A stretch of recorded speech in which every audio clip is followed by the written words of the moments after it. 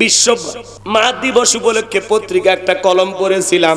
2013 সালের ঘটনা, আমি কি বলবো? রাগ করবেন না বাজান, আমি একটু সময় দেন, সামনের দিকে যাই। ছেলেটার নাম ছিল আব্দুল মালিক। ছোটবেলায় চোখে দেখতে পারতো না, চোখ দিয়ে ঝাপসা দেখতো, পুষ পড়তো, পানি পড়তো। মা ডাক্তারের কাছে নিয়ে গেলেন। ডাক্তার সাহেব চোখটা পরীক্ষা নিরীক্ষা করে বলে, আপা এই ছেলে বড় হলে অন্ধ হয়ে যাবে, চোখে দেখার কোনো সম্ভাবনা নাই। বলে কি করতে হবে? বলে অতি দ্রুত ছেলেটার অপারেশন করতে হবে। বলে তাতে কত টাকা লাগবে? এমন একটা অ্যামাউন্টের কথা বললো। মা দুঃখিনী কাঁদে আর বলে, ডাক্তার ভাই এত টাকা পাবো কোথায়? ছেলের বাবা তো দুনিয়ায় বাইসে নাই। দুঃখিনী মা কাঁদে আর বলে, ডাক্তার ভাই স্বামীও হারাইছি, বড় হয়ে ছেলেটাও যদি অন্ধ হয় আমার সারাটা জীবন তো তাহলে কষ্টেই কেটে যাবে।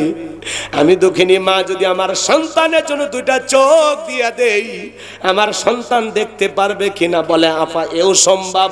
দুঃখিনী মা তখন সন্তানের জন্য দুইটা চোখ দিয়ে দিল। সুবহানাল্লাহ বলে। ছেলেটা আস্তে আস্তে বড় হতে লাগলো। মা দুধের গিলাস নিয়ে ছেলেটার সামনে চলে গেল। ছেলেটা দেখে বলে, মা ঘন ঘন তুমি আমার চোখের সামনে আসবা না, তোমার চোখ দিয়ে পুষ্পারি পানি পড়ে, মা তোমার চোখে রোগটা আমার চোখে পার হতে পারে। দুঃখিনী মা মনে মনে কষ্ট পায়, মনের দুঃখ মনে চাপায় রাখে, প্রকাশ করে না। ছেলেটা যখন পরীক্ষা দিয়ে ভালো রেজাল্ট করেছে বাজান, চাকরির সন্ধানে ঢাকায় চলে গেল, চাকরিও পাইছে, সুন্দরী বিবি দেখে বিবাহ করেছে। কিন্তু গ্রামের বাড়ির দুঃখিনী মার কোনো খোঁজ খবর রাখে না। বৃদ্ধ মা বছরের পর বছর কেটে যেতে লাগলো। মনে মনে ভাবে আমি অসুস্থ হয়ে পড়তেছি, মনে হয় বেশি দিন দুনিয়ার জমিনে বাঁচবো না। যেই ছেলেটার জন্য এত কষ্ট করলাম, মরণের আগে একবার অন্তত সেই ছেলের মুখটা দেখে মারা যেতে চাই। এইবার বন্ধু বান্ধবের কাছ থেকে অনেক কষ্টে মার ঠিকানা সংগ্রহ করে ঢাকায় চলে গেল ছেলেটার বাড়িতে। দারোয়ানকে যখন পরিচয় দিয়েছেন, দারোয়ান গেটটা খুলে দিয়েছে। এইবার মা বাড়ির ভিতরে প্রবেশ করা মাত্র ছেলেটাকে দেখতে পেয়েছেন। ছেলেও দৌড়ে মার কাছে চলে আসছে, ডেকে বলে, মা কেন তুমি আমার শ্বশুর বাড়িতে আসছো? মা আমার স্ত্রী শ্বশুর শাশুড়ি যদি দেখতে পারে মা তোমার তো পরিচয়টা আমি দিতে পারবো না, মা এখান থেকে চলে যাও। এই কথা বলে কিছু টাকা মার হাতে দিলেন। দক্ষিণী মা বলে, বাবা আমি একটা বার তোরে দেখার জন্য আসছি। হঠাৎ করে স্ত্রী চলে আসলো আর ডেকে বলে, এই সেরা শাড়ি পরা মহিলাটা তোমার কে হয়? আব্দুল মালিক ডেকে বলে, এই সেরা শাড়ি পরা মহিলাটা আমার গ্রামের বাড়ির কাজের মহিলা। জোরে বলেন নাউজুবিল্লাহ। মার পরিচয় গোপন রাখলো। স্ত্রী যখন চলে গেল, দুঃখিনী মা দুইটা চোখের পানি ছেড়ে দিয়ে কাঁদে আর বলে, আব্দুল মালিক যখন তুমি অসুস্থ হয়েছিলে রে বাবা, সারা রাত জায়গা জায়গা তোমার সেবা করেছিলাম, আর আল্লাহর কাছে কেঁদে কেঁদে বলেছিলাম, আল্লাহ আমার হায়াত নিয়া হলে আমার ছেলেটারে বাঁচায় রাখো। বড় আশা করে তোর মুখটা দেখতে এসেছিলাম রে বাবা, আমি অসুস্থ, বেশি দিন দুনিয়াতে হয়তো বা বাঁচবো না। আজকে বইয়ের সামনে মারে চাকরানি বানা দিলি, এত বড় পুরস্কার দিবি রে বাবা জানা ছিল না। এই কথা বলে দক্ষিণী মা সন্তানের দেওয়া টাকা ফেরত দিয়ে বলে, বাবা আমি তোর টাকা নিতে আসি নাই, আমি আসছিলাম তোর মুখটা একবার দেখার জন্য। মুখ দেখার স্বাদ মিটে গেছে, আর কোনোদিন মায়ের পরিচয় নিয়ে তোর বাড়িতে আসবো না। এই কথা বলে দুঃখিনী মা চলে গেল। বিনা চিকিৎসায় কিছুদিন পরে দুঃখিনী মা মারা গেল। ছেলেটা চাকরির প্রমোশনে যখন এলাকায় আসছে, হঠাৎ করে মার কথা মনে হয়ে গেছে। দরজায় ডাক দেয়, মা দরজা খোলো। মার বসবাসের খাঁচাটা পড়ে আছে, কিন্তু মা নামের পাখিটা অনেক আগে উড়াল দিয়েছে। পাশের বাড়ির চাষির ঘুম ভেঙে গেছে। কে বা তুমি? মা মা বলে ডাক দাও। ডেকে বলে, চাষি আমারে চেনো? আমি আব্দুল মালিক, আমার দুঃখিনী মা কোথায়? চাষি কাঁদি আর বলে, বাবা আসলি যখন এত দেরি করে কেন আসলি? তোর মা তো অনেক দিন আগে মারা গেছে। ছেলে কাঁদে আর বলে, চাচি কি বলেন আমার মা নাই? বলে, না রে বাবা না, তোর মা অনেক আগে মারা গেছে। আব্দুল মালিক বলে, চাচি দেখায় দেন না আমার কবরটা কোথায়? দুঃখিনী মায়ের কবর যখন দেখায় দিয়েছে, মার কবরের মাটি ধরে হাউমাউ করে কাঁদে আর বলে, মা এত বড় কষ্ট দিলাম, ব্যথা দিলাম রে মা, একটা বার ক্ষমা চাওয়ার সুযোগ দিলি না। ও মা, এভাবে চলে যাবি এমনটা তো কথা ছিল না রে মা। তোর এই কুলাঙ্গার সন্তানটারে মাফ করে দিস রে মা। কবরের মাটি ধরে হাউমাউ করে কাঁদে। শাশি ডেকে বলে বাবা, মা মা বলে কাঁদলে তোর মা কি ফিরে আসবে? তোর মা তো কবরে চলে গেছে। আয় আয় আমার কাছে আয়, তোর মায়ের লেখা একখানা চিঠি আছে বাবা। তোর মা বলে গেছে যদি কোনোদিন আমার আব্দুল মালিক আমার সন্ধান করতে আসে, মায়ের লেখা সে চিঠিটা আমার সন্তানের হাতে দিও। ছেলেটা কাঁদে আর বলে চাচি কই আমার মায়ের লেখা সে চিঠি আমারে দাও। হে গাইবান্দার যুবকেরা, মা কত কষ্ট করে তুমি জানো? প্রসবের যাতনায় মা দাঁত মুখ কামড়ায়, চোখ বেয়ে পানি ঝরে যায়। ছোট্ট বালতির মতো এক বালতি রক্ত মা শরীর থেকে ঢেলে ফেলে দেয়। কত মা জ্ঞান হারায় ফেলে। কিছুক্ষণ পরে দুঃখিনী মা যখন জ্ঞান ফিরে পায়, ডেকে বলে কই আমার সোনা মানিক আমার কোলে দাও। মা সন্তানকে কোলে নাই, গালে মুখে চুমা খায় আর বলে বাসা দন বেঁচে থাক, আল্লাহ তোরে বড় মানুষ বানা।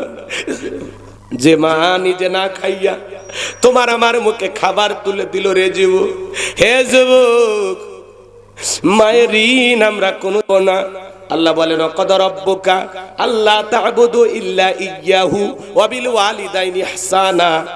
আমার ইবাদত করো, আমার গোলামি করো, আমার ইবাদতের সাথে কাউকে শরীক করো না। আমার ইবাদতের পর তোমাদের দায়িত্ব হলো মাতা পিতার খেদমত করা, তাদের সাথে উত্তম আচরণ করা।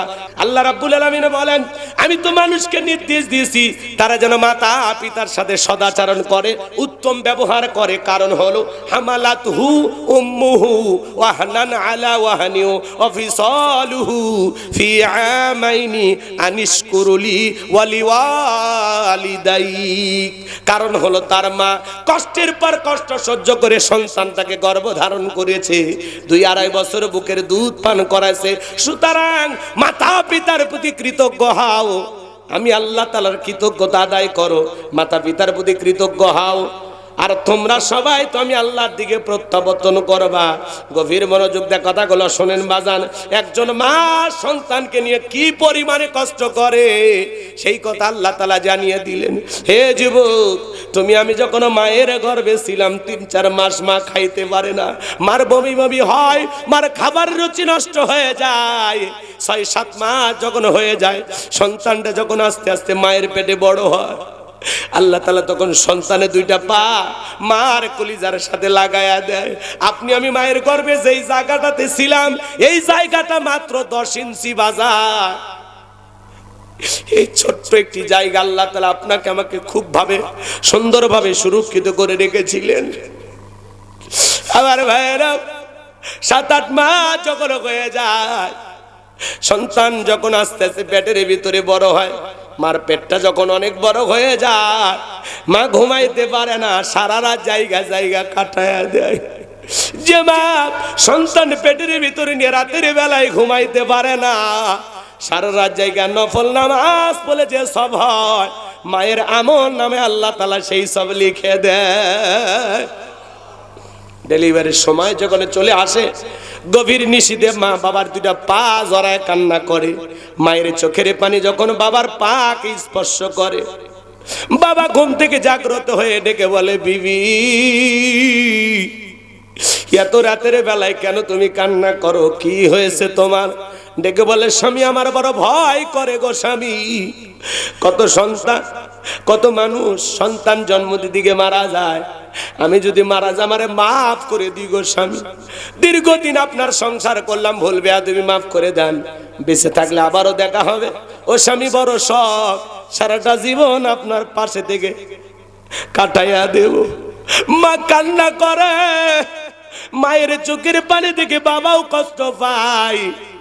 এরপরে মা যখন বিদায় নিয়ে দাইমার ঘরে চলে যায়, প্রসবের যাতনায় মা দাঁত মুখ কামড়ায়। প্রসবের কি যে যাতনা, কি যে কষ্ট, কি যে ব্যথা, দুনিয়ার মা সারা কেউ বুঝবে না। নবীর এক সাহাবী কাঁধে করে নিয়ে খানায় কাবা তওয়াফ করে, মাকে কাঁধে করে না খানায় কাবা তওয়াফ করে। আল্লাহ রাসূল জিজ্ঞাসা করলেন, সাহাবী তোমার কাঁধে কে? বলে হুজুর আমার মা। বিশ্বনবী তখন ডেকে বলতেছেন আমার সাহাবী বড় ভালো কাজ করতেছো, আমার তো কিসমতে মা বাবার খেদমত করার ভাগ্য হয় নাই, তুমি বড় ভালো কাজ করতেছো। ও আমার সাহাবী খবরদার কোনোদিন মায়ের মনে কষ্ট দিও না। সাহাবী ডেকে বলেন হুজুর আমি যে আমার মাকে কাঁধে করে নিয়ে খানায় কাবা তওয়াফ করলাম, আমি কি আমার মায়ের হক আদায় করতে পেরেছি? বিশ্ব নবী ডেকে বলেন সাহাবী আল্লাহ যদি তোমাকে কিয়ামত পর্যন্ত হায়াত দেয় আর তুমি যদি তোমার মাকে কাঁধে করে নিয়ে এইভাবে খানায় কাবা তওয়াফ করো, তোমার মা তোমাকে জন্ম দেওয়ার সময় প্রসবের যাতনায় আ শব্দ করেছিল, ওই একটা আ শব্দের হক দুনিয়ার কোনো সন্তান আদায় করতে পারবে না। বলুন আল্লাহু আকবার। এজন্য বিশ্বনবী বলেন হুমা জান্নাতুকা নারুকা, তোমার পিতামাতায় তোমার বেহেশত, তোমার পিতামাতায় তোমার দোজখ। হে যুবক, যে মা বাবা তোমার আমার জন্য এত কষ্ট করলো রে যুবক, ওই মা বাবার মনে কষ্ট দেওয়া যাবে না। হে যুবক, মা বাবার মনে কখনো কষ্ট দেওয়া যাবে না রে যুবক। মা বাবা যে কি পরিমাণে কষ্ট করেছে, বাবা নামের বড় বৃক্ষ সারাটা জীবন ছায়া দিয়ে তোমাকে আমাকে আগলায় রাখছে, মাঠে ঘাটে কাজ কইরা চাকরি করে ব্যবসা বাণিজ্য কইরা দুনিয়ার সব কিছু রাইকা যে বাবা চলে গেল, যে মা চলে গেল, ওই মা বাবার মনে কষ্ট দেওয়া যাবে না রে যুবক। কেন তুমি মা বাবার মনে কষ্ট দাও? তুমি কি ভুলে গেছো যুবক, একদিন বাবার হাত ধরে দুনিয়ার জমিনে হাঁটা শিখেছিলাম, বাবার কাঁধে চড়ে দুনিয়াটা ঘুরেছিলাম। তুমি কি ভুলে গেছো ওই দুঃখিনী মা রাতের পর রাত ঘুম জায়গা তোমার আমার সেবা করেছিল? ওই মা বাবার মনে কখনো কষ্ট দেব না। কোন কোন যুবক আছো পিতামাতার খেদমত করে তাদের মুখে হাসি ফোটায়া তাদের দোয়া নিয়ে জান্নাতে যেতে চাও? দুটা হাত তুলে আল্লাহকে দেখাও। আল্লাহ আমাদের সবাইকে পিতামাতার খেদমতকারী সন্তান হিসেবে কবুল করুন। চিল্লা বলুন আমিন। হাত নামায়। এ যুবক, শ্বশুরের দেওয়া ডিসকভার পালসার পাইয়া পাগল হইয়া যায় না। একটা ডিসকভার পালসার পাইলে ওর মাথা গরম হয়ে যায়, শাশুড়ির দরজায় ব্রেক করে ডাক দেয় আম্মা। কথা কয় না? শাশুড়িকে ছোটবেলায় ওই যে দুর্গাপুর মাদ্রাসাত পড়ছে, গুণে মুখস্থ। শ্বশুর দেখলে আব্বা কেমন আছেন, আব্বা কি খেয়েছেন? শ্বশুর কয় জামাই পাইছি। আব্বা কইতে কইতে মুখের ফেলা তুলে ফেলে দেয়। ছোটবেলায় মাদ্রাসায় পড়েছিল, কলকলার সব হরফ মুখস্থ। এক পালসার ডিসকভার পাইয়া শ্বশুর শাশুড়ি হয়ে যায় আব্বা আম্মা, আর মা বাবা হয়ে যায় বুড়া বুড়ি। তোর কপালত লাত্তি আর গুড়ি, মরার পরে ফেরেশতারা বাইরে ফুটে করবে ভুরি, জাহান্নামে হবে তোর বসত বাড়ি। এ কপাল পোড়া শোন, ওইরকম 5টা 10টা 20টা পালসারের টাকা তোর এই 22 বছর 25 বছর লালন পালন করতে গিয়ে তোর পিছনে মা বাবা খরচ করছে। ওই টাকাটা জমাইলে দেখতে পারতিস কত টাকা নষ্ট করেছিস। বেঈমান স্বার্থপর সব ভুলে গেলি। ওই মার দিকে কেমনে চোখ রাগাও, ওই বাবারে কেমনে গালি দাও। আল্লাহ কি বলেছেন? অকুল্লাহুমা কওলান কারীমা, সম্মান সূচক আচরণ করো, নম্র ভদ্র হয়ে কথা বলো। চোখ রাঙাও তুমি মা বাবারে। মনে রাখবা আজকে তুমি তোমার মা বাবার সাথে যে আচরণ করবা, যে ব্যবহার উপহার দিবা, তোমার সন্তান হুবহুব তোমার সাথে তাই করবে। এক শিক্ষিত লোকের গল্প পড়েছিলাম, শোনো। বাড়িতে অনেক ভিআইপি খাবার, তেহেরি নিহেরি বিরিয়ানি রোস্ট গরু ভুনা, খাওয়ার অভাব নেই। খাওয়া দাওয়ার শেষে সবাই চলে যাচ্ছে, একটা ভাঙ্গা প্লেটে কিছু একটু খাবার দিয়া ছোট্ট ছেলেটাকে বলতেছে এটা তোর দাদু ভাইকে দিয়া। এখনকার বাচ্চারা তো কম্পিউটার, একটা আমেরিকার নাসা বিজ্ঞানীর চেয়ে কম না। ছোট বাচ্চা খুব চালাক, কিন্তু এখন কথা কয় না কেন? ছোট ছোট বাচ্চা, হ্যাঁ খুব চালাক, কথাই বলতে পারে না, সেই বাচ্চাও টেক আছে না। কথা কয় না কেন? শোনো শোনো, এদিক শোনো, আমার দিক খেয়াল করো, আমার দিক খেয়াল করো, এদিক তাকাও। ওই ছোট বাচ্চাটাকে বলতেছে আব্বা আমরা এত ভালো খাইলে আমার দাদুর জন্য এই খাবার, কারণটা কি? তখন বলছিস তোর দাদুর বয়স হয়ে গেছে, এই খাবারে চলবে, যা বেশি কথা বলিস না। তখন বলতেছে আব্বু তাহলে আমি প্লেটটা যত্ন করে রাখবো। কেন? কই দাদুর মতো যখন আপনার বয়স হবে এই প্লেটে করে আমিও আপনাকে খাইতে দেব। শিক্ষিত মানুষ বিবেকের দরজা খুলে গেছে, প্লেটের ভাত ফেলে দিয়া সন্তানকে কোলে নিয়ে বলে, বাবা কলেজ বিশ্ববিদ্যালয়ে যা শিখি না আজকে তোর কাছে তাই শিখলাম। এই কথা বলে বাবাকে স্টোররুমে ফেলাই দিছিল, সেখান থেকে বিল্ডিং এর উপরে তুললেন, আদর যত্ন করলেন, নতুন পোশাক পরায় দিলেন, খুব ভালোবাসা দেখাইতে লাগলেন। বিবি এসে ডেকে বলে, কি ব্যাপার বৃদ্ধ মানুষটাকে উপরে তুলে এত যত্ন করতেছেন, ব্যাপারটা কি? তখন বলতেছে, চুপ চুপ, আজ থেকে আমরা যা খাবো বাবা তাই খাবে, আমরা যা পরবো বাবা তাই পরবে, আমরা এই রুমে ঘুমাবো, পাশের রুমে বাবা ঘুমাবে। আজ থেকে যদি আমার বাবাকে অসম্মান করে যদি করিস কোনো বাড়াবাড়ি, 1 2 3 পাঠায় দেব বাপের বাড়ি। বিয়ে করে বউ পায়া পাগলা হয়ে যাস না। সেলফি তোলার ঠেলায় তো জীবনের কোনো কথাই মনে থাকে না। বাসর ঘরে বিড়াল মারা লাগবে, বউকে প্রথম দিনে বলা লাগবে, শোনো সোনা, করবা না কোনো তাল বাহানা, আমি যা বলবো তুমি তাই শুনবা। আমার পিতা মাতা বেঁচে আছে যতদিন, এক পাতিলে রান্না হবে ততদিন। পাতিল আলাদা করার চিন্তা করবি না, কারণ ওই মা বাবা কষ্ট পাক আমি চাই না। আমি ভালো খাবো আর পাশে আমার মা বাবা কষ্ট করবে, এমন কুলাঙ্গার সন্তান আমি না। আমি মা বাবার ভদ্র সন্তান, আর তোমারও ভদ্র স্বামী হয়ে বাঁচতে চাই। বিদায় কুটুর কুটুর করে মা বাবার বিরুদ্ধে কোনো কিছু বলে আমাদের সন্তান, মা বাবা আর সন্তানের মধ্যে সম্পর্ক কাটার কথা চিন্তাও করবি না, স্বপ্ন দেখবি না। কারণ তুই চলে গেলে চুটকি মারলে আরো 2 জন আসবে। সংসার করলে বুঝে শুনে করবো। কথা কন না কেন? শেষ বউ যদি ভালো মানুষের বাচ্চা হয়, ওই 1 দিনের 1 টোসেই ভালো হয়ে যাবে। তোর তো ওই ধান্দা নাই, সেলফি তুলিস আর ফেসবুকে দিয়ে দিস, দোস্তরা অমুক পাড়ার অমুক মেয়েকে বিবাহ করেছি, দেখো তো বউটা দেখতে কেমন হলো।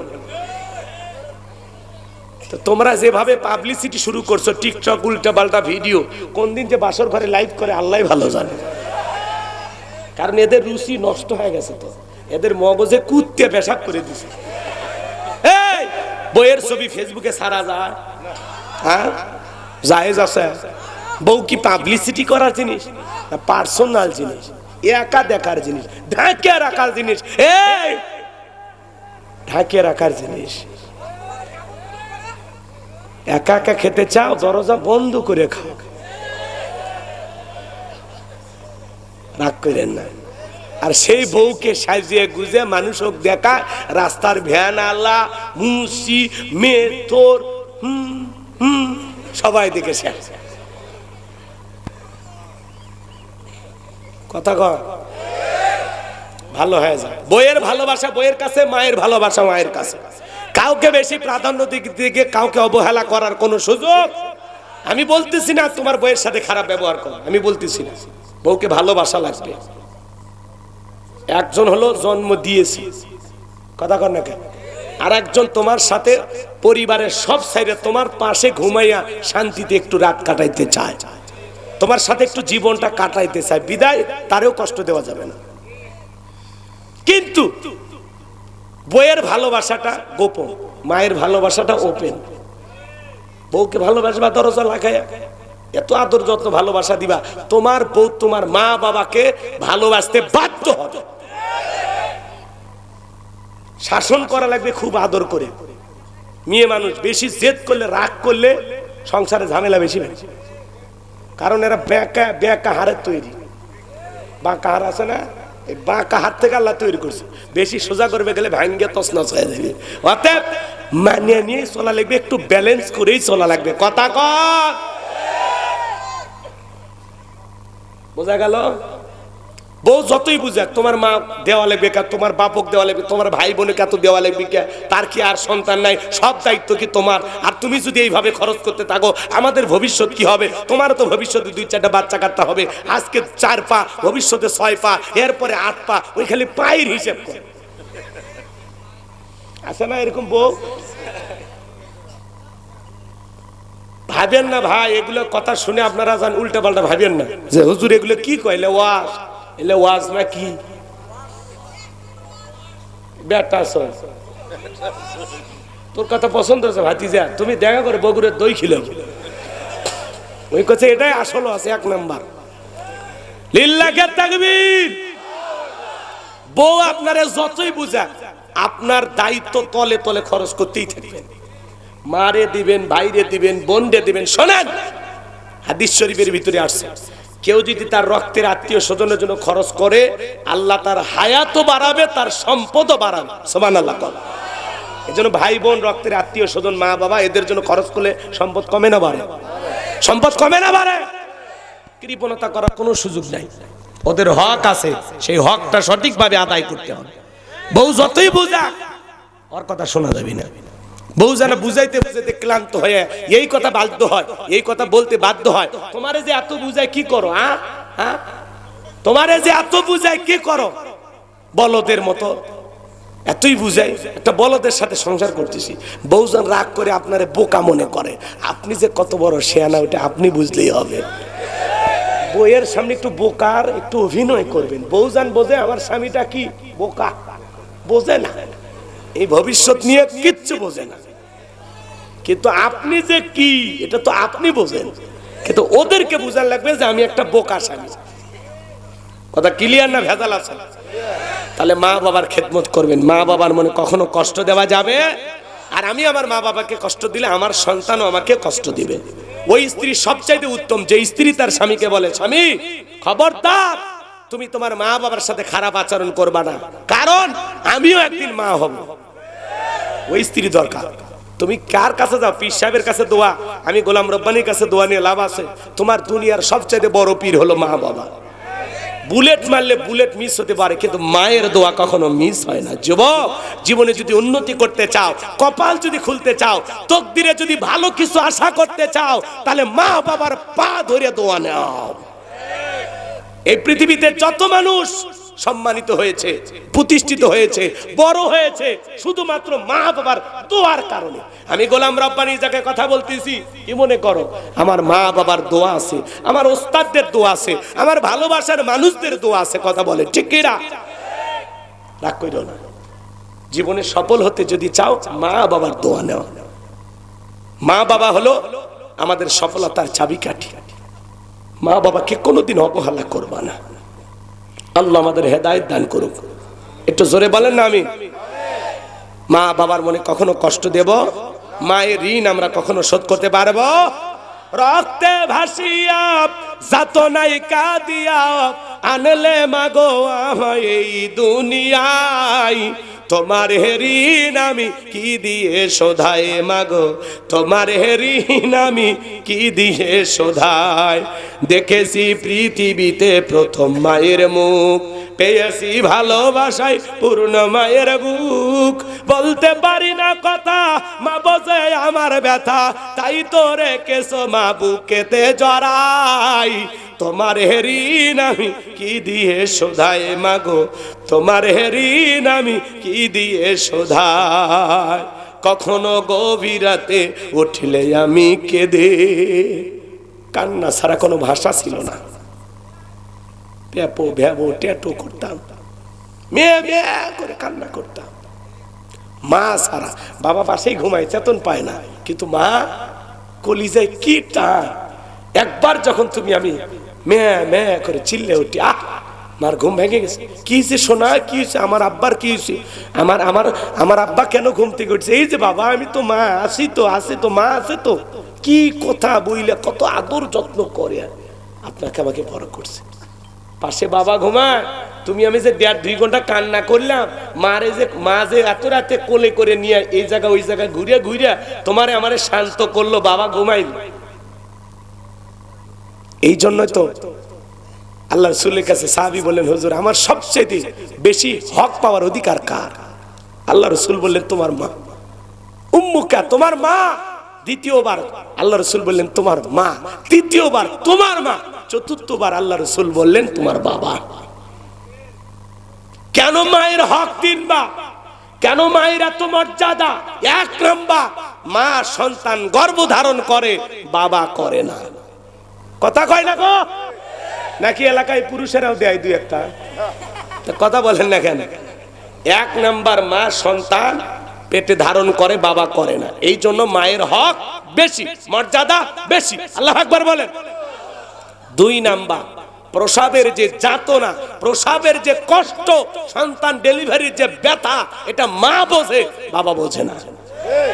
এই জন্য 2 নাম্বার মায়ের হক মর্যাদা আল্লাহ বাড়িয়েছেন। 3 নাম্বার, মা সন্তানটাকে দুধ পান করান, বাবা করায় না। এই জন্য মায়ের সম্মান মর্যাদা বেশি। অনেক পুরুষ এই জন্য মন খারাপ করে, না বুঝে মন খারাপ করলে হবে?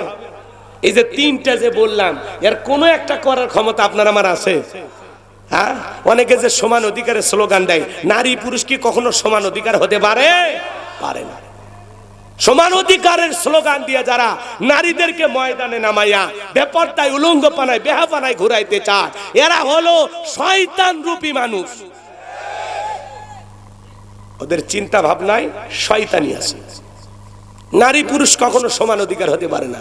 নারীর মর্যাদা সম্মান পুরুষের তুলনায় অনেক বেশি। আল্লাহু আকবার বলেন। তোমার আমার পায়ের নিচে স্যান্ডেল, আর মায়ের পায়ের নিচে সন্তানের বেহেস। সুবহানাল্লাহ বলেন। নারী হিসাবে আল্লাহ তাআলা তার নারীকে কত মর্যাদা দিয়েছেন, কন্যা হিসেবে মর্যাদা দিয়েছেন, স্ত্রী হিসেবে মর্যাদা দিয়েছেন, মা হিসেবে মর্যাদা দিয়েছেন। নারীর মর্যাদা ইসলাম অনেক অনেক দিয়েছে। ইসলামে নারীর মর্যাদা সবচাইতে বেশি। আল্লাহু আকবার বলেন। তার মানে এটা নয় যে নারীরা রোজগার করবে আর পুরুষ বাড়িতে বসে থেকে। সমান অধিকার এটা না যে ছেলেও সম্পত্তি যা পাবে মেয়েও তাই পাবে। কথা কন না কা? সমান অধিকার এগুলো আমরা উল্টা পাল্টা বুঝি। কঠিন কালে সমান অধিকার প্রতিষ্ঠিত করা যাবে না। সমান অধিকার যদি হয় তাহলে মা 5 মাস গর্ভে রাখবে, বাপকেও 5 মাস রাখা লাগবে। সম্ভব? সম্ভব? মা 1 বছর দুধ খাওয়াবে, বাবা 1 বছর খাওয়াবে। পারবি? তাহলে কিসের সমান অধিকার? এক ভাঙ্গা ঘর, স্বামী স্ত্রী বসবাস করে, সেই ঝড় তুফান উঠছে। এই ঝড় তুফান থেকে স্বামী বলতেছে, বিবি রে আমার পেশাবের খুব চাপ লাগছে। তখন বলতেছে, বাহিরে যে ঝড়, ওই ঝড়ে তুমি উড়ে যাবে, বাইরে বের হওয়ার দরকার নেই। তখন বলতেছে, পেশাবে এত জোরে লাগছে, থামাবো কেমন? তখন বলতেছে, শোনো, এই যে আমার যে কুটির একটা জানালা আছে, তুমি আমার কাঁধে উঠে এই জানালা দিয়ে কাজ সারো, কেউ দেখবে না। কথা কানে। এবার স্বামী কি করছে? স্ত্রীর কাঁধে উঠে পেশাব করা শুরু করছে। ব্যাস কিছুক্ষণ পরে স্ত্রী বলতেছে, স্বামী তোমারও যা আমারও তাই। কি হয়েছে? কিছুক্ষণ আগে তুমি যেটা করলে আমারও পেশাবের চাপ দিছে, এখন তুমি বলো কি করবো? তখন বলছে, আরে পাগলি, আমি যেভাবে করেছি তুমি ওইভাবে। এইবার স্বামী স্ত্রীকে কাঁধের উপরে বসাইছে, স্ত্রী পেশাব করতেছে সব। তখন স্বামী বলতেছে, এই বিবি, আমি যখন পেশাব করছিলাম তোর শরীরে পড়ছিল? কয় না। তো তোর পেশাব দিয়ে আমার শরীর মাইকে গেল, চোখ মুখ সব মাইকে গেল, ব্যাপারটা কি? তখন বলতেছে, ওরে মরার স্বামী, তুমি বোঝো না সব জায়গায় সমান অধিকারের দাবি করতে নাই। তোমার পেশাব বাহিরে দেওয়ার ক্ষমতা আছে, আমার তো নাই। হাইছেন না, কথার মধ্যে কি শিক্ষা আছে? কথা বলেন ঠিক না? নারী পুরুষের সমান অধিকার কিয়ামত পর্যন্ত প্রতিষ্ঠিত করা সম্ভব নয়। নারীর মর্যাদা পুরুষের চাইতে অনেক বেশি। আল্লাহু আকবার বলেন। এই জন্য মা বোনদেরকে হলো, মা সমান অধিকারের নামে হাফ প্যান্ট আর গেঞ্জি পরলে এটার নাম সমান অধিকার নয়। সমান অধিকারের নামে হাফ প্যান্ট পরে ফুটবল খেলার নাম সমান অধিকার নয়। এতে তোমাকে বেহায়া বানায়, তোমাকে নগ্নতা ছড়াইতে বাধ্য করে। তুমি তো বোঝো না, তুমি সমান অধিকারের নামে সাইকেল চালাইতেছো, তুমি সমান অধিকারের নামে হুন্ডা চালাইতেছো, তুমি সমান অধিকারের মতো সমান অধিকারের নাম নিয়ে ছেলেদের মতো পোশাক করতেছো। এর নাম সমান অধিকার হতে পারে না। এই সমান অধিকার তোমার সম্মান মর্যাদা নিচে নামিয়ে দিচ্ছে। কথা বলে ঠিক কিনা? তোমাকে ভোগের বস্তু বানা দিচ্ছে, ভোগের পুণ্য বানা দিচ্ছে। কথা বলে ঠিক কিনা? সমান অধিকারের নামে নারী বিলেটের অ্যাডভাইস করতেছে, অমুক বিলেটে সেভ করে কি যে আরাম। তো সেভ করে যদি আরামই হয়, তুই কেমনে বুঝলি? এ কথা কর না কে? তুমি কেমনে বুঝলা? 15 টাকার এক আরসির অ্যাডভাইস তাও বলে নারী। নারী ওই আরসির বোতল নিয়ে বলতেছে, এই আরসির মজা কত, মনে হয় নারীর মতো। রাস্তাঘাটে বিশাল বিশাল বিলবোর্ড আছে, সাইনবোর্ড আছে, এগুলোর ভিতরে নারী সাবান ধরে বসে আছে, পুরোটা দেহে কাপড় নাই। এ স্যান্ডেল এনে কইছি আমি, কয়েক কোম্পানির প্রচার করার দায়িত্ব নিয়েছো নাকি তুমি? এই যে বিলবোর্ড গুলোতে নারীর নগ্নতা ব্যবহার করা হচ্ছে, উলঙ্গপনার ছবি ব্যবহার করা হচ্ছে, এতে নারীর সম্মান মর্যাদা আরো কমে যাচ্ছে। কথা বলেন ঠিক কিনা? আল্লাহ যেন এই জাতির মানুষকে সঠিক বুঝ দান করেন। একটু চিল্লা বলেন আমিন। এজন্য মা বাবার মনে কখনো কষ্ট দেওয়া যাবে। কখনো গভীর রাতে উঠলে আমি কেঁদে, বুকে মা শক্ত করে রাখতো আমায় বেঁধে।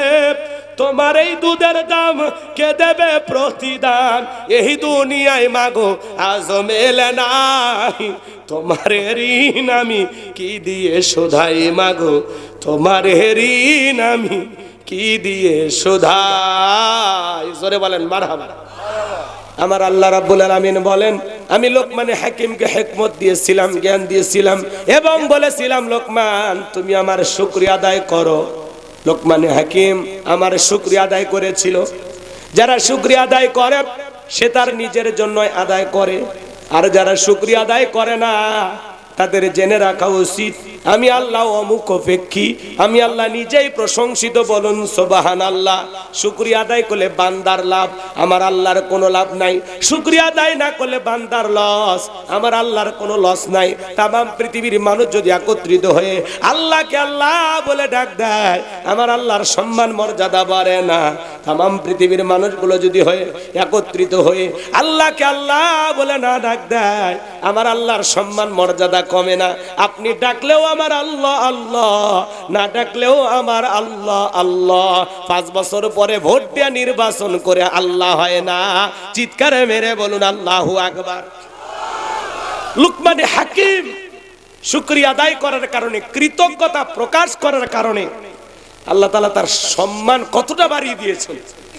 আপনারা কি আদর্শ বাবা হতে চান? একটু কথা বলেন। হতে চান?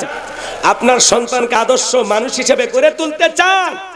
মনে রাখবেন, গরুর পেট থেকে জন্ম নিলে গরুর বাচ্চা, ভেড়ার পেট থেকে জন্ম নিলে ভেড়ার বাচ্চা, ছাগলের পেট থেকে জন্ম নিলে ছাগলের বাচ্চা।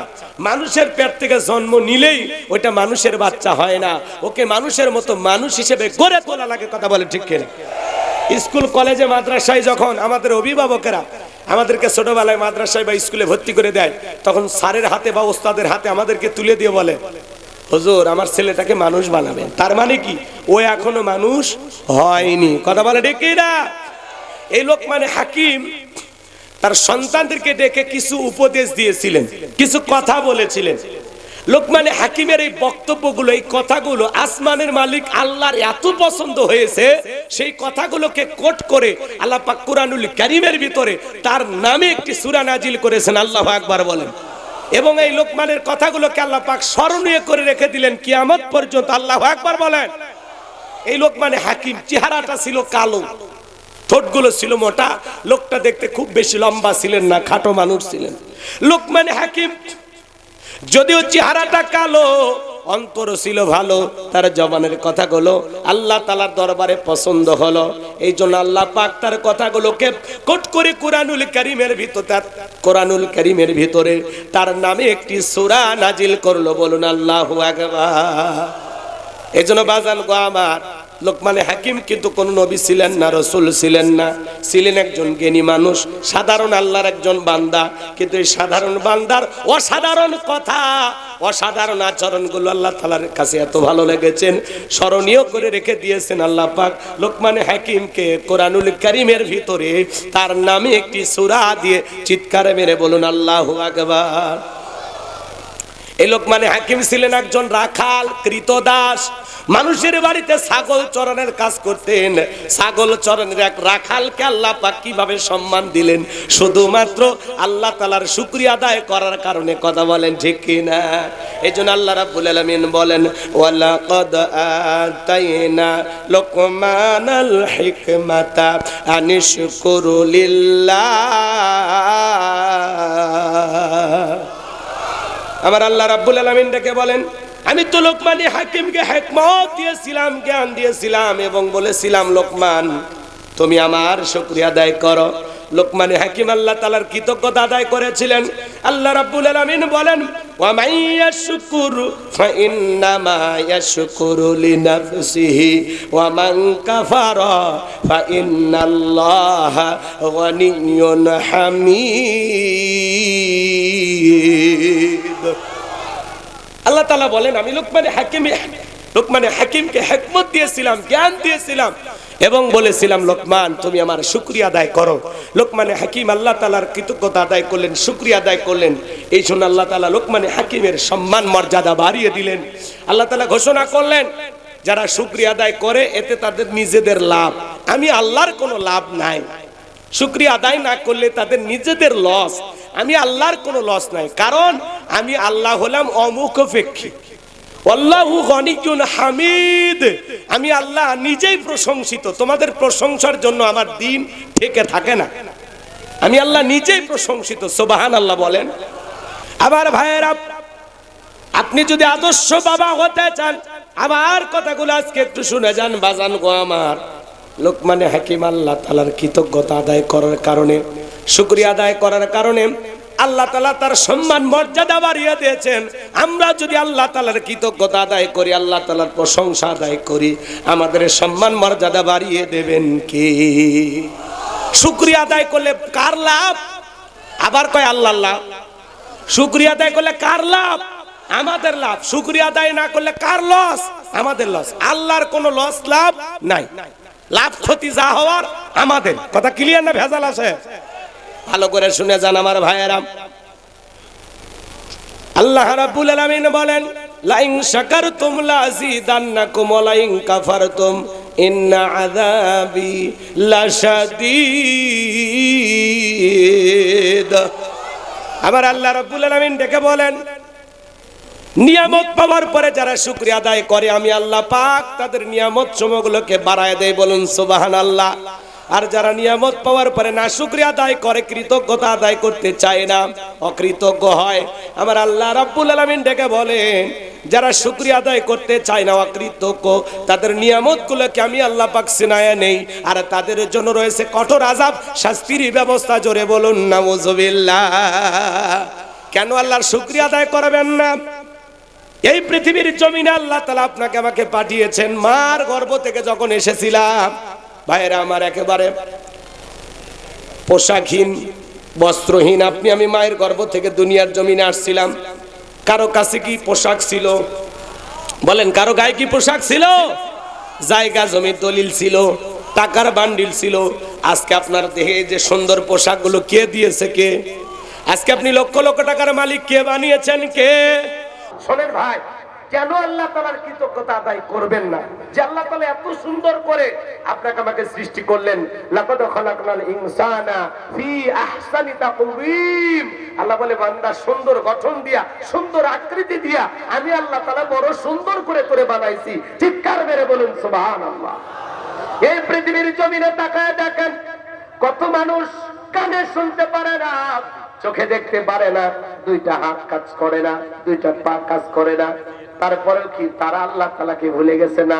পারস্যের কবি শেখ সাদি রহমাতুল্লাহ আলাইহি পায়ে এক জোড়া জুতা নাই, স্যান্ডেল নাই, মনটা বড় খারাপ। দেখে বলে আল্লাহ আমি এত বড় কবি আর আমার পায়ে এক জোড়া জুতা নাই। পথ চলতে চলতে তাকায় দেখে আল্লাহর একজন গোলাম পথের মধ্যে বসে আছে, তার দুইটা পা নাই। ফর্সা করে বানাইছে নাকি কালা করে বানাইছে আমি জানি না গো হুজুর। এই পৃথিবীর জমিনে আল্লাহ তাআলা আমার চোখের আলো দেয় না, আমি মন খারাপ করি নাই। কঠিন কিয়ামতের ময়দানে যেদিন আল্লাহ তাআলা আমার চোখের আলো ফিরাইয়া দেবে, ওই দিন যেন সর্বপ্রথম আমি আমার মালিক আল্লাহকে দুই চোখ ভরে দেখতে পাই।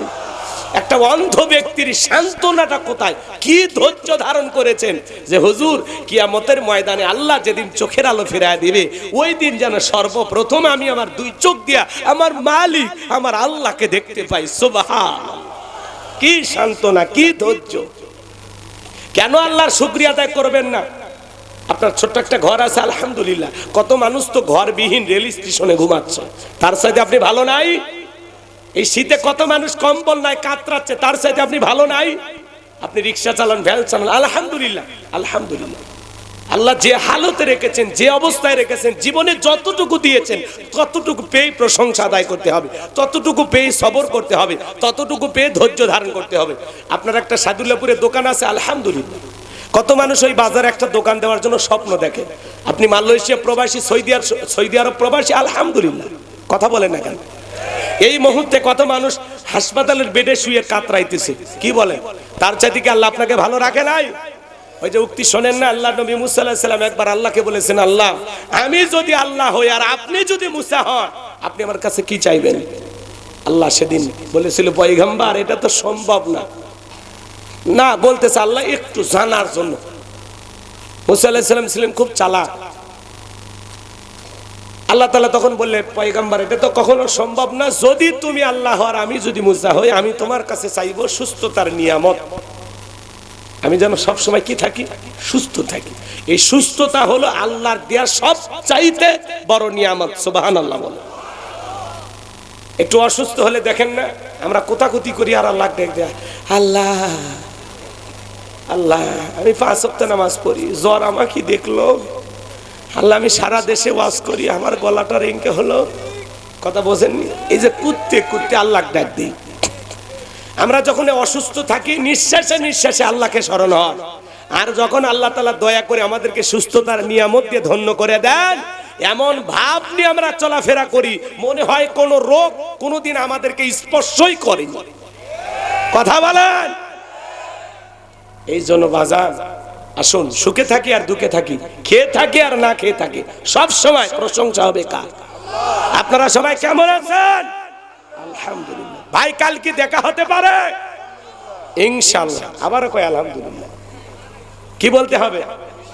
মানে আমাদের কোন দোয়া কোন জায়গা পর লাগে মাথা কাজ করে। এক মুরব্বী চাচা পেশাব করতেছে আর দোয়া পড়তেছে, বিসমিল্লাহি ওয়ালা বারাকাতিল্লাহ। আমি তখন বললাম, চাচা এ তো খানা খাওয়ার দোয়া, তো পেশাব খানায় দোয়া পড়তেছেন। তখন বলতেছে, বাবা কোন দোয়া কোন জায়গা পর লাগে আমার মাথা কাজ করে না। কথা কি বুঝতে পারতেছেন? এই জন্য বাজান সর্ব অবস্থায় যেন আমরা আল্লাহ তাআলাকে স্মরণ করতে পারি। কেউ যেটা দেয় না দিতে পারে কি? কেউ যেটা শোনে না শোনে কে? আপনি আমি এই যে দুনিয়ার জমিনে এত সুন্দর আছি, এত ভালো আছি, কে দিয়েছেন ভাই? নিয়ামত গুলো কে দিয়েছেন? কত মানুষ দুনিয়া থেকে বিদায় হচ্ছে আপনার চোখের সামনে, ওই কাতারে তো আপনি আমি একদিন শামিল হব। এখনো সময় আছে বাজান, নিজেকে পরিবর্তন করেন, বেশি বেশি আল্লাহ তাআলার কৃতজ্ঞতা আদায় করেন, হাহুতাশ করবেন না। আল্লাহ জীবনে যতটুকু দিয়েছেন আলহামদুলিল্লাহ। একজন কিশোরগঞ্জে ওয়াজ করতে গেলাম, একজন হাওয়াই মিঠা বিক্রি করতো, সেই লোক 150 বিঘা জমির মালিক, মসজিদ মাদ্রাসার জন্য অনেক জায়গা দান করেছেন। আর বলে, হুজুর আমি এরকম দুর্বল ছিলাম, সেখান থেকে আল্লাহ আমাকে এত কিছু দিয়েছে, তো কেন আল্লাহ শুকরিয়া আদায় করবেন না? ভাই একটু চিন্তা ভাবনা করে দেখেন তো, আপনার আমার কিছু ছিল, কে দিয়েছে? তাহলে প্রশংসাটা হবে কার? চিৎকার মেরে বলেন কার? তাহলে সুখে থাকি আর দুঃখে থাকি, সুস্থ থাকি আর অসুস্থ থাকি, সব সময় প্রশংসা হবে কার? যদি জিজ্ঞাসা করে আপনারা কেমন আছেন, আলহামদুলিল্লাহ। অনেকে বলে, হা হুজুর গরিবের থাকা না থাকা আমার মতো হতভাগা, কি আর বলবো হুজুর, আসি কোনো মতে আলহামদুলিল্লাহ। মানে আলহামদুলিল্লাহ বলে কিন্তু অনেক কষ্টের পরে। এরকম লোক আছে না ভাই? কোনো কথা না, আপনার জীবনের কোনো সমস্যার কথা দুনিয়ার মানুষকে বললে লাভ হবে? সমস্যা দিবেন যিনি, সমাধান করে দেবেন তিনি। এজন্য আপনারা সবাই কেমন আছেন? আলহামদুলিল্লাহ। আল্লাহ যে অবস্থায় রাখে আলহামদুলিল্লাহ আলহামদুলিল্লাহ। মনে থাকবে নাকি আর কিছু বলা লাগবে? সময় নাই, ওইদিকে আমি যাব না। এরপরে আল্লাহ রাব্বুল আলামিন বলেন, ওয়া ইয ক্বালা লুকমানু লিবনিহি ওয়া হুয়া ইয়াইযুহু ইয়া বুনাইয়া লা তুশরিক বিল্লাহ ইন্নাশ শিরকা লাযুলমুন আযীম। আল্লাহ রাব্বুল আলামিন বলেন, স্মরণ করো লোকমান হাকিমের কথা।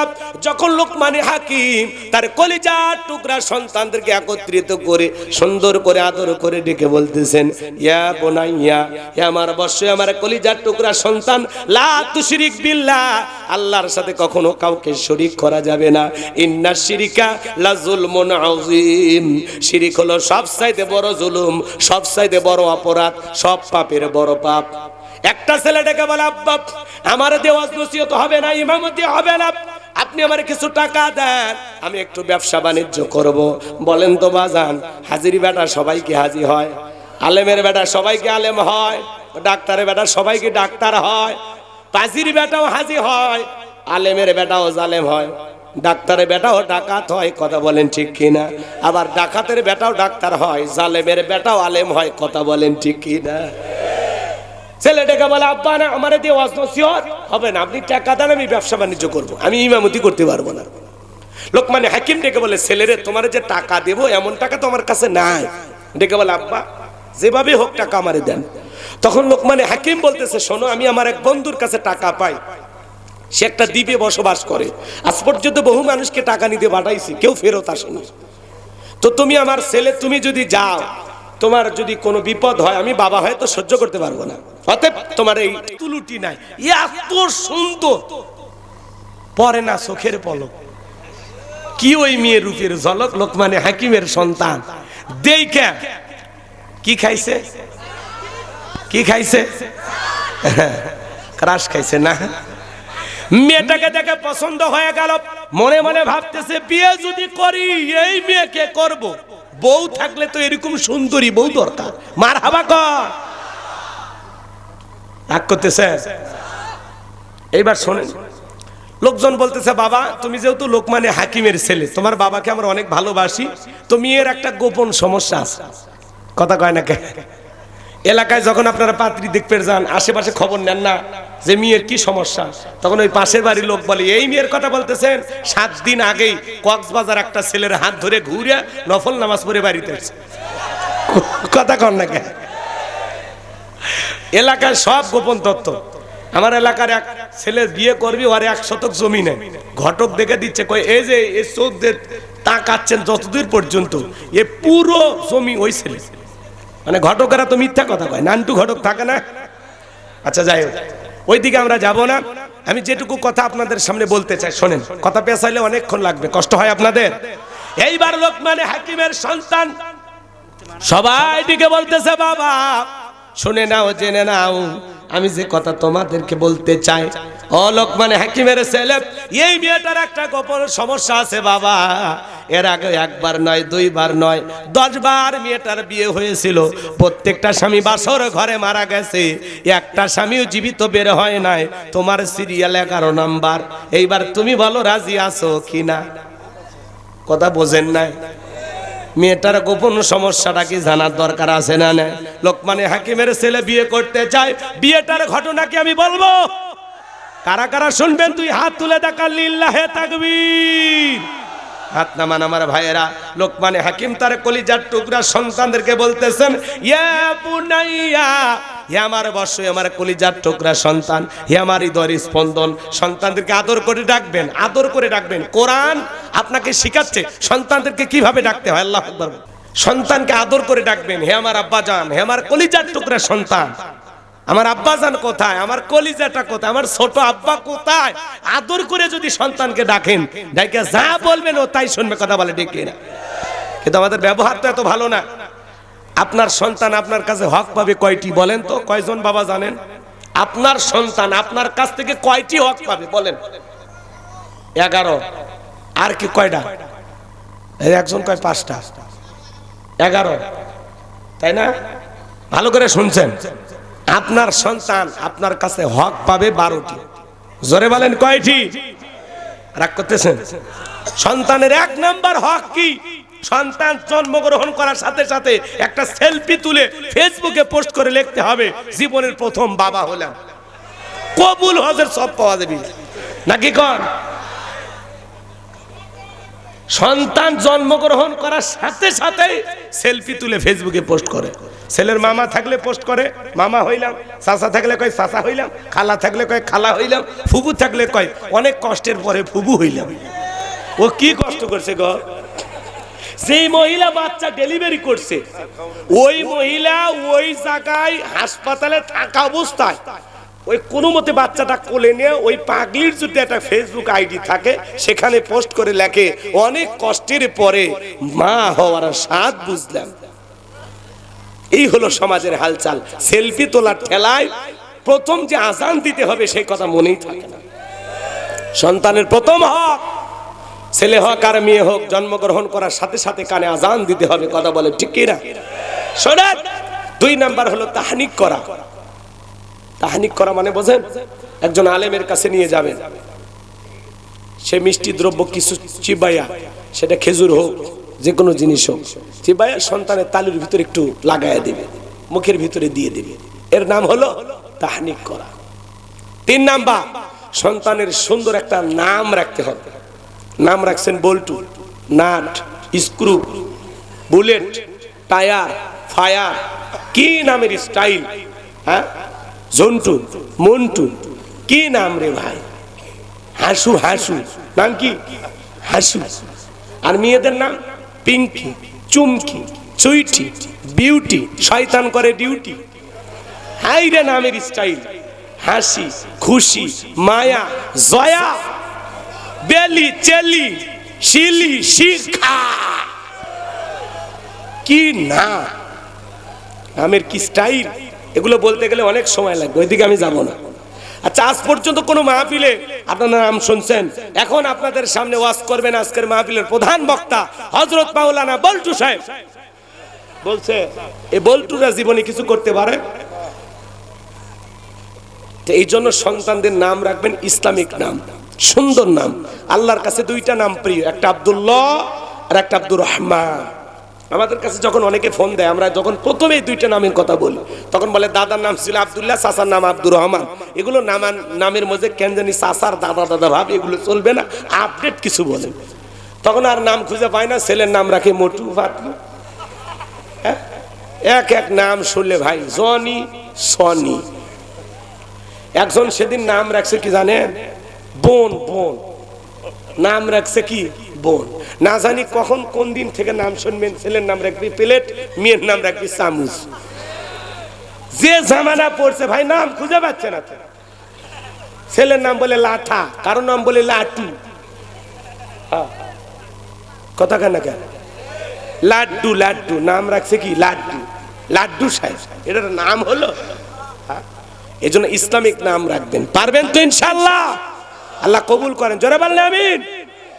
এরপরে সন্তান, এদিক খেয়াল করেন, যখন আস্তে আস্তে বড় হবে, সন্তানের কি করা লাগবে? সন্তানকে দ্বীনি ইলম শিক্ষা দিতে হবে, মাদ্রাসায় পড়াইতে হবে, কোরআন সুন্নাহর জ্ঞান শিক্ষা দিতে হবে। কথা বলে ঠিক কিনা? ছোটবেলায় মাদ্রাসায় পড়াই, এরপরে ডাক্তার, ইঞ্জিনিয়ার যা খুশি বানান, আপত্তি নাই, কিন্তু প্রথমে কোরআন সুন্নাহর জ্ঞান দিয়া অন্তরটা পরিষ্কার করে দেবেন। পারবো? সন্তানদেরকে মাদ্রাসায় পড়ানো ছাড়া বিকল্প কোনো রাস্তা খোলা নাই।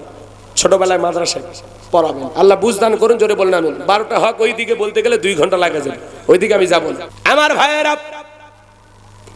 আমি যে কথা বলতে চাচ্ছিলাম বাজান, লোকমানে হাকিম তার সন্তানদেরকে ডেকে বলেন, ইয়া বুনাইয়া, হে আমার বর্ষ, আমার কলিজার টুকরা সন্তানেরা, লা তুশরিক বিল্লাহ, আল্লাহর সাথে কখনো কাউকে শরীক করো না, আল্লাহর সমকক্ষ কাউকে স্ত্রী করো না, আল্লাহ ছাড়া অন্য কাউকে উপাস্য হিসাবে মানা যাবে না। বলেন তো বাজান, আসমান আর জমিনে আল্লাহর সমকক্ষ কেউ আছে? ওয়ালাম ইয়াকুল্লাহু কুফুয়ান আহাদ, আকাশ আর জমিনে আল্লাহর সমকক্ষ, আল্লাহর সমতুল্য আর কেউ নাই। চিৎকার মেরে বলুন আল্লাহু আকবার। সন্তানদেরকে বলতেছে, লা তুশরিক বিল্লাহ, আল্লাহর সাথে কখনো কাউকে শরীক করবা না। ইন্নাশ শিরকা লাযুলমুন আযীম,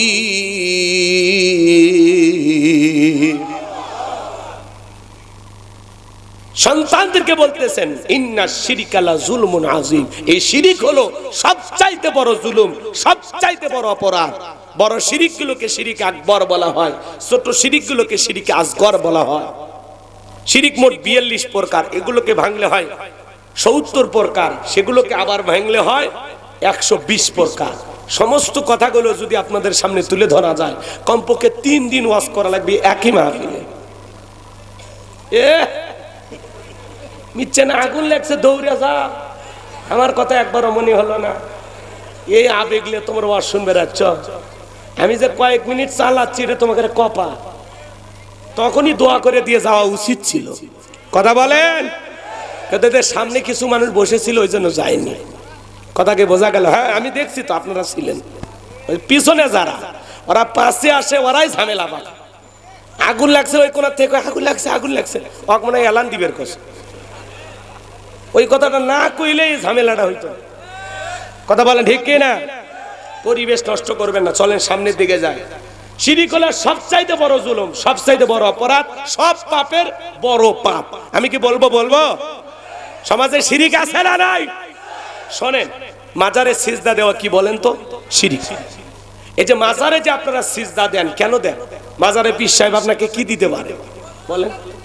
সন্তান দিবি না? সিজদা দেয় আর সন্তান চায়। একটা বেটা দে রে বাবা, একটা বেটা দে, তুই না বেটা দিলে আব্বা বেটা দেবে কে? মাজারে পীর সাহেব কি ছেলে মেয়ের কারখানা খুলে বসে আছে? চাইলেন আর একটা রেডিমেড বাচ্চা দিয়ে দিল। কথা বলেন না কেন আপনারা? এক মাজারে গিয়েছিলাম, ডাবের গাছে ইট ঝুলে রাখছে চতুর্দিক দিয়ে। আমি বললাম কেন? ভাই হুজুর বোঝেন না, ইট ঝুলে রাখলে ইট যেমন ভারী হয়, কিছুদিন পরে সেই মেয়ে নিয়ত করে ঝুলে রাখছে ওর পেটও ভারী হয়। আমি তখন বললাম যে বোনেদের বিয়ে হয়নি, ওরা যদি দুই একজন ঝুলে থুয়ে যায় ওদের পেটটাও ভারী হবে। কথা বোঝেন নাই? মাজারের গম্বুজে সরিষার তেল মালিশ করে ওই তেল আবার তল পেটে মালিশ করে। এরকম আছে না নাই ভণ্ডামি? খবরদার, মাজারে কোনো কিছু চাইবেন না। চাইবেন কার কাছে? মাজারে পীর সাহেবের কোনো কিছু দেওয়ার ক্ষমতা নেই। ক্ষমতা আছে? রাগ করবেন না। সিজদা দেওয়ার জায়গা মাজার না, সিজদা দিতে হবে মসজিদে। কথা বলেন ঠিক কিনা? অনেকে পীরের পায়ে সিজদা দেয়, লাফালাফি করতে করতে পীরের পায়ে সিজদা দেয়। আচ্ছা সিজদাতে কি চান? এখন যে সব পীর, অধিকাংশ ভণ্ড পীর, ৬২,০০০ পীর এই দেশে। এখন যে কত বাড়ছে আর হিসাব তো করা হয়নি। পীরের অভাব নাই। সালা পিন্দা থাকে, তবিল থাকে, তা সব জায়গা যায়, এরাও নাকি পীর। শরীরে কাপড় নাই, নাম দেশে ল্যাংটা বাবা। বিড়ি খায় মুরিদ দেয়, নাম দেশে বিড়ি বাবা। শিকল নিয়ে ঘরে নাম হলো শিকল বাবা। তালা নিয়ে ঘরে নাম হলো তালা বাবা। সালা নিয়ে খুলে নাম হলো সালা বাবা। লাল কাপড় পরে থাকে লালু বাবা, সাদা কাপড় পরে থাকলে সাদা বাবা। মানে আপনারা পারেন গো। বছরের পর বছর গোসল করে না এই বলে সাধু। এই যদি সাধু হয় শয়তান কি? শরীরটা এমন গন্ধ করে পাঠার মতো, ধাক দিয়ে যাওয়া যায় না। আবার ওই গোসলের পানি পড়ার আগে মুড়িদেরা সব খায় ফেলে দেয়।